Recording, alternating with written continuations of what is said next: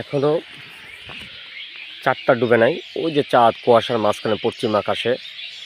ধান ধান গাছগুলো তো বাতাসে হেলাই দিছে বৃষ্টির কারণে। আর পাখিগুলো এখানে আছে অনেক কিচিরমিচির, অনেক সুন্দর জায়গা। পাখিগুলো এখন রওনা দেবে, একটু পরেই রওনা দেবে তারা রিজিকের সন্ধানে। এখান থেকে সবাই একসাথে কিচিরমিচির করে ফজরের নামাজের পর থেকেই প্রচণ্ড পাখি এখানে থাকে এই বাঁশঝাড়ে। এখন তারা রওনা দিবে, কিন্তু ওই যে চাঁদটা এখনো ডুবে নাই। ফজরের নামাজের পর প্রায় 6টা পর।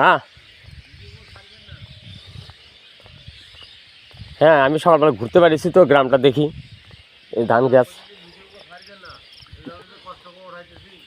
দাঁড়া, ওটা ভাইরাল করবে। এখন পাখিগুলো রিজিকের জন্য বাইরে। এই যে সকালবেলা দেখেন পানির জন্য তারা ধান খেত কাদা আছে তো, থাক না কাদা। এইখান থেকে হবে। এই যে কালকে অল্প উঠাইছে, আজ করেছে, পানির জন্য এই ধান গাছগুলো বাতাসে ফালাই দিচ্ছে, এই যে উঠাচ্ছে, এইভাবে খাড়া করতেছে। হ্যাঁ, খাড়া করি। এই এখন পাখিগুলো বাইরে যাবে রিজিকের জন্য।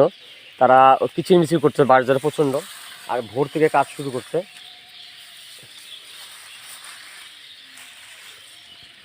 খকান্দা, এরকম পরিশ্রম করলে কি আর হবে? এখন কৃষক মানুষ কি করবো, উপায় নাই, না করতেই হবে, যেহেতু অল্প জমির ধান।